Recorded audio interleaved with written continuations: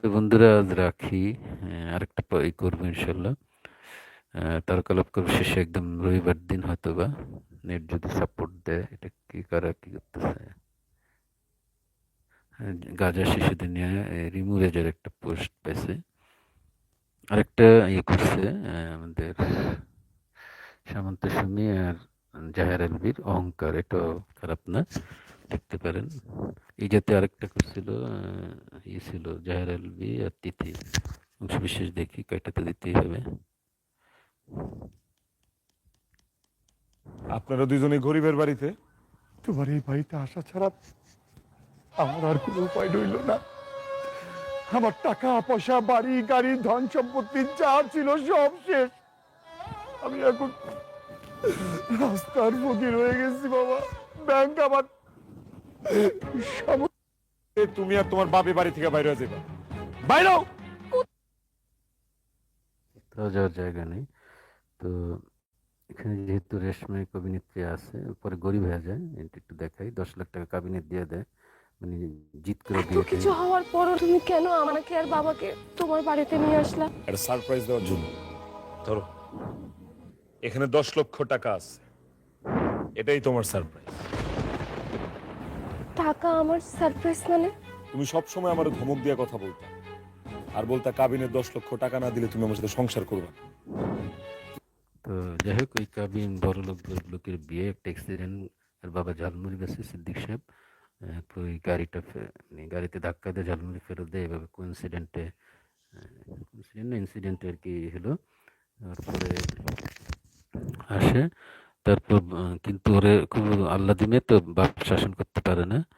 শাসন করতে না পারাই এই তার বাবা আর এই জামাই মিলে যে ওর যে শাসন করার সাহসটাকে তারে দিয়ে কাজ করে। বাপ মেয়ে গরিবের কষ্ট, বাপ গরিবের রোল মানে অভিনয়ের মধ্যে অভিনয় করে। পরে ওর বিবেক খুলে দেয়। এরপর নাটকটা শেষ হয় যে বৌমা ব্যয় যে অন্যায় করছে সেটা শাস্তি তারা পাইছে। তারা যখন তারা নিজের ভুল বুঝতে পারছে, ক্ষমা করে দেয়। আর ক্ষমা মহত্বের লক্ষণ। হরে বাবা, বৌমারে ক্ষমা করে দে। একদিন আমি কিন্তু তোর আদেশ করেছিলাম তারে বিয়ে করার জন্য। আজকে আবারও আদেশ করতেছি, আমার বৌমারে ক্ষমা করে দে, তার সাথে সংসার কর, তারে মাফ করে দে বাবা।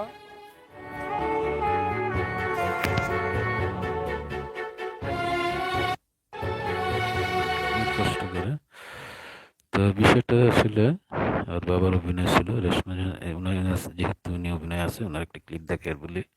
তো অহংকারের এটাই প্রতিপাদ্য যে এই যে এরা থেকে নায়ক জায়ের আলভির মা। তো আর বাবা ঝালমুড়ি বেচেন, মা অনেক কষ্ট করে বাসায়। তো accidentally বিয়ে হয় জায়ের আলভির সাথে। জিত করে সামন্ত বিয়ে করে। বিয়ে করার পরেই অনেক টাকা থাকে, ধার্য করতে চায়। কিন্তু পরে 10 লাখ টাকা হয়। আসার পর বাড়িতে এসে শাস্তি দেয়, বাবার সাথে বাজে ব্যবহার।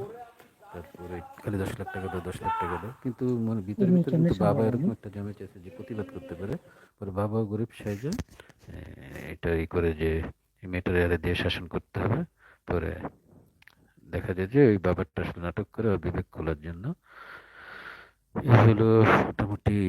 আর তো যাই হোক, শেষে এবার বলি, এই নাটকটার ক্লিপ দেখতে দেখতে বলি। আর এটা আমার এতে সত্যবাদী না, মধ্যবিত্তের এটাও বেশ দারুণ এই তো টাচ রে ছিল। আছি। তোর কি অবস্থা? আর অবস্থা রে দোস্ত। আসলো, আপনাকে এরকম লাগছে কেন? চিকিৎসার জন্য আসছে। আসলে ভাবি ও অনেক অসুস্থ। তা আমি কি করি ক দোস্ত? আমিও তো চাই তো টাকাটা দিয়ে দিতে। মধ্যবিত্তের অবস্থা কি জানো দোস্ত? 2 হাত কাপড়ের মতো। তো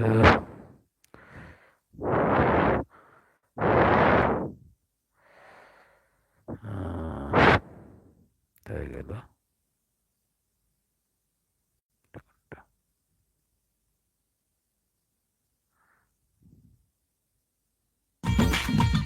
পিজ্জাটা পড়ে যায়। তো ওই যে পিজ্জা পড়লে করেন, তো আমার হিসেবে সত্যবাদী লাজুক টপ। এই সত্যবাদী লাজুকের একটা দেখতেছেন পিজ্জা ফেলে দেয় কি কাজ করে। এরপর ব্যাককল জামাই। এরপর হলো মধ্যবিত্ত অতিথি, দুজনে জামিল হোসেন। তারপর প্রবাসী বেমান ভাই এটাই, তারপর হলো জাহানের বীর অহংকার, এটা হলো। আর বিশেষ সম্মাননা আর বিশেষ যেটা আসলে ওটা দেখেন সেটা হলো নানি বাড়িরই দিলারা জামান এবং নতুন দুজন নায়ক নায়িকা নিয়ে এটাই। এই মোটামুটি কটা নাটক আছে, আরো অন্ধ হইতে আছে, আবার এলাকার বড় ভাই মাজিদ রাসেল ভাই করছে। তো দেখেন এই যে সত্যের বাত না, এটাই বলেছে নাটকে, নতুন নাটকের মধ্যে এটাই। তো এবারও উইকেন্ড কি বলে ম্যান অফ দ্য উইকেন্ড হলো জামিল হোসেন ভাই এবারও। এরপর আমাদের বিশেষ এর জন্য ম্যান অফ দ্য ওমেন হলো দিলারা জামান। বিশেষ এর জন্য আমার দৃষ্টিতে ভাই আর কি আমাদের নিলয় ভাই অজয় আছেন, তার ওইটাও ভালো শিক্ষণীয় আছে। আমরা এখান থেকে বিশেষ সম্মান জানাচ্ছি। আর মধ্যবিত্ত অতিথি গল্পটা খুব দারুণ হয়েছে, প্রবাসী বেমান ভাইটা রানার আপ বলা যেতে পারে। এই কটা আর কি। তাহলে আবার বলি, লাজুক নানি বাড়ির স্মৃতি, সত্যবাদী লাজুক, ব্যাকুল জামাই, মধ্যবিত্তের অতিথি, প্রবাসী বেমান ভাই এবং অহংকার, এই কটা 5-7টা মোটামুটি ভালো। আরো চোখে পড়ে নাই বা পড়লেও আমি কয়েকজনকে অ্যাভয়েড করে দিই নেই, যারা দেশ ও জনতার বিরুদ্ধে, এদেরকে কোনোদিনই কোনো অতিমাত্রার বিরুদ্ধে, সবাই কম বেশি আছে নাট্যের ব্যাপারা, তারপরও এদেরকে আছে দেখেন। পিৎজার এটা দিয়ে কেটে তো দিতেই হবে, ডায়লগটা দিয়ে শেষ করি আজকের জন্য। আজকে পাবো কটা বাজে গেলো ম্যাডাম চেক করে নিন পিতা দিচ্ছেন অর্ডার ঠিক আছে কিনা। এটা চেক করার কি আছে? আমি কি সিঙ্গারা অর্ডার করছি? পিজ্জা অর্ডার দিছি, পিজ্জাই আনছেন। না তারপরও তাই না যে একটা বিষয়, আমি গেলাম আপনি দেখবেন যে জিনিসটা আপনি যেটা অর্ডার দিয়েছেন সেটা কিনে একটু চেক করেন, দেখে নিন, বুঝেন না? বুঝালেন এটা কি পিজ্জা? পিজ্জা তো আমি বুঝতেছি, উপরে ভেজিটেবল মাংস কই হা হয়ে গেছে, আর এরকম ভিজা ভিজা কেন খাবারটা? দুই আনছি না, ধুই আনছেন মানে? সাইকেল চালাইতেছি আর এক হাতে ধরছি, বুঝছেন? টাস করে ঘুরে গেছি মাটি, বালু টালু লাগছে, এরপর পানি দিয়া দুইয়া নিজের হাতে ধুইছি, বুঝছেন ম্যাডাম?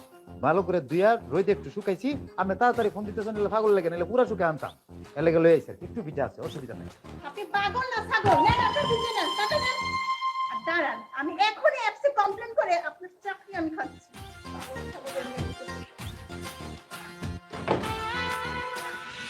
পুরো আমার দেশি ভাইটা কো। বুবু, আমি একটা কাজ করছি। কি কাজ করছি জানো? কিটা? আমার জামাইয়ের মোবাইলে একটা অ্যাপ ডাউনলোড করে দিছি। ওই অ্যাপের মধ্যে অর্ডার আইবো, আর ওই হইছে মানুষের বাসায় বাসায় গিয়া খাওন দিয়ে আইবো। ওয়াহ, তো মাথা দি বুদ্ধি গিজ গিজ করে। আমি তো মনে করছি আমার দেশি ভাইয়ের মতো তোরও বুঝি খালি লজ্জা আর লজ্জা। আচ্ছা ওই তুই একটা কথা হাসা করে কইবে, কি কও? তুই এই লজ্জাওয়ালা ফুলাটার প্রেমে কেমনে করে পড়ছস? এই ফুলার তো কোনো কিছু করার ক্ষমতা নাই, খালি লজ্জা পা আর লজ্জা পা। হ্যাঁ বুবু, মানুষ একটু বেশি লজ্জা পায়, কিন্তু মিছা কথা কিন্তু কয় না, সব সময় সত্য কথা কয়। আর মনটা কিন্তু অনেক ভালো, আর আমারও তো অনেক ভালোবাসে। ওইসে এইখান সাতা মাতা ভালোবাসা দিয়া পেট পুরতো না, সংসার চলতো না। বই তুই কিচ্ছু কর। আচ্ছা বুবু, আমি কি আবার গার্মেন্টসে জয়েন করব? তো কোস, তোরে কি আমি গার্মেন্টসে যাইতে কইছি? তুই আমার গ্যারেজে সময় দে, গ্যারেজে লেনদেন কর, তাহলে তো বাড়তি কয়টা পয়সা আয়ে, সংসারটা সুন্দর টিয়ে চলে, বুঝছিস না? বুবু তুমি যে কি কও, তুমি থাকতে তোমার গ্যারেজে গিয়ে আমি টাকা পয়সা লেনদেন করবো, আমার শরম করে। ও মায়া মায়া গো, লজ্জার গ্রামের লোকে থাকতে থাকতে আমার বই নে একটা লজ্জার ফ্যাক্টরি হয়ে গেছে গা। হ্যাঁ আঙ্গালেই তো লজ্জারে। কোন সময় আছে, সময় থাকতে চিন্তা ভাবনা কর। আমার গ্যারেজ আয়া বয়, দেখ শুন কর, কয়টা বাড়তি টাকা কামা, তোর নিজেরই উপকার হইব, বুঝছ না?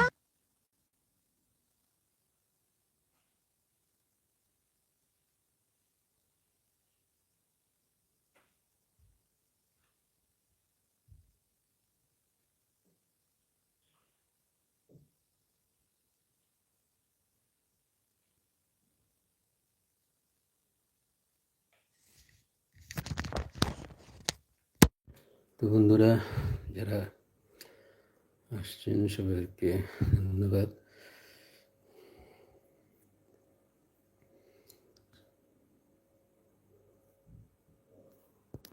আসছেন যখন দেখেন। প্রিয় নাট্য পরিচালক